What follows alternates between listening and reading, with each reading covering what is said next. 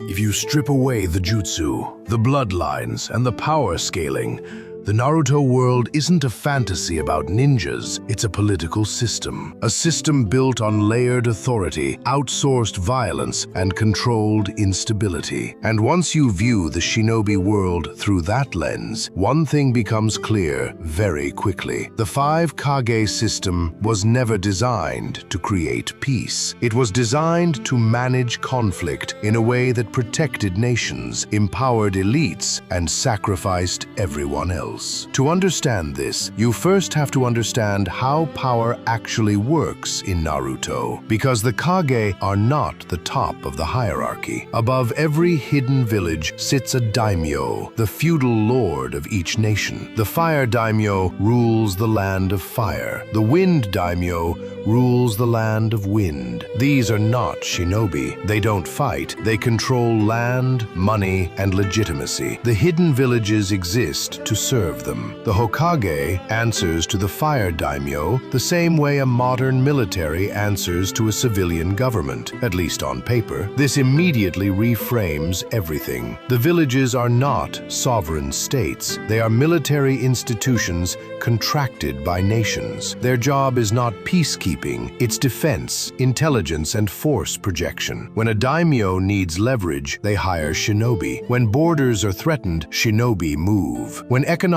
competition escalates, shinobi fight proxy wars. This is not idealism, this is geopolitics. In real life, we've seen this structure repeatedly. Powerful nations maintain standing militaries not to eliminate conflict, but to control where and how it happens. Smaller nations become battlegrounds. Proxy wars replace direct confrontation. Responsibility becomes diffused. Naruto's world operates on the exact same logic, just with chakra instead of tanks. The 5 Kage sit in a strange middle layer of power. They are the highest authority within their villages, but they are not the ultimate decision makers of the world. Their survival depends on maintaining favor with their daimyo, securing mission contracts, and proving their village's military relevance. Peace in this system is not stability, it's stagnation. A peaceful world means fewer missions, less funding, and diminished influence. That's why the 5 Kage system doesn't encourage cooperation, it encourages competition. Villages compete for contracts, they compete for reputation, they compete for deterrence power, most visibly through the tailed beasts. This mirrors real-world nuclear politics almost perfectly. The tailed beasts are not spiritual guardians, they are weapons of mass destruction,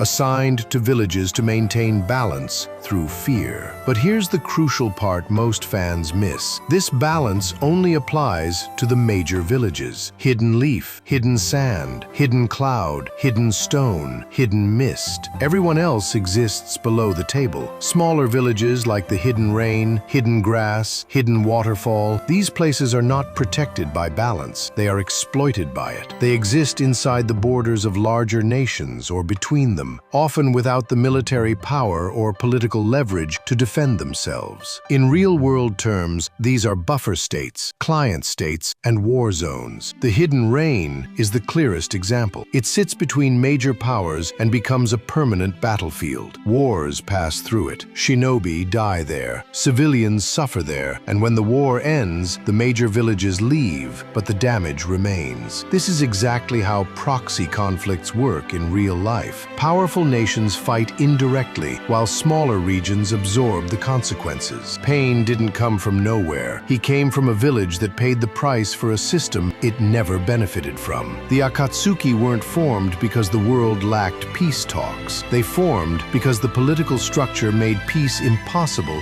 for anyone outside the power centers. When you are never represented, never protected, and constantly sacrificed, radical solutions become rational. Even the creation of the hidden village system itself reflects this reality. Hashirama's dream wasn't peace, it was consolidation. By centralizing shinobi power into villages, nations could control warfare more efficiently. This mirrors how early modern states replaced mercenaries with standing armies. Violence didn't disappear, it became institutionalized. Tobirama's reforms took this even further. He professionalized the system. Academies, anbu, mission rankings, surveillance. Everything about his system system screams modern bureaucratic militarism. Children were trained early, ranked efficiently, and deployed strategically. This is not accidental. States that rely on force always optimize it. And crucially, Tobirama understood that unchecked power within the system is a threat to the system itself. That's why clans like the Uchiha were monitored, isolated, and eventually eliminated. Not because of myth or hatred alone, but because concentrated power outside state control destabilizes centralized authority. History shows us this pattern over and over again. The 5 Kage summit, often cited as proof of diplomacy, actually exposes how fragile the system is. The Kage don't meet as partners, they meet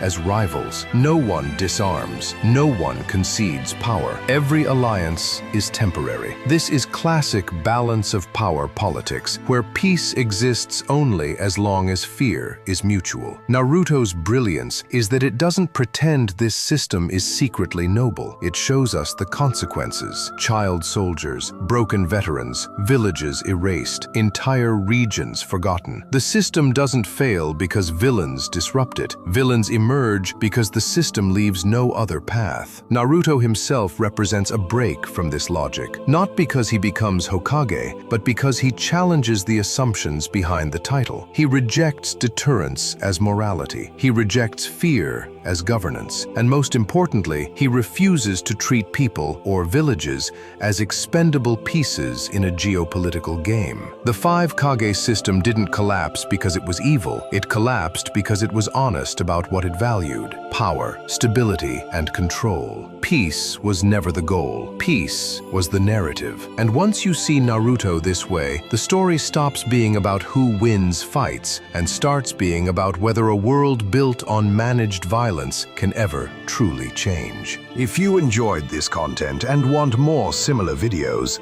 let me know in the comments and hit the subscribe button. This is our first long-form video, but we have plenty of shorts covering a range of Naruto-based topics. Thanks.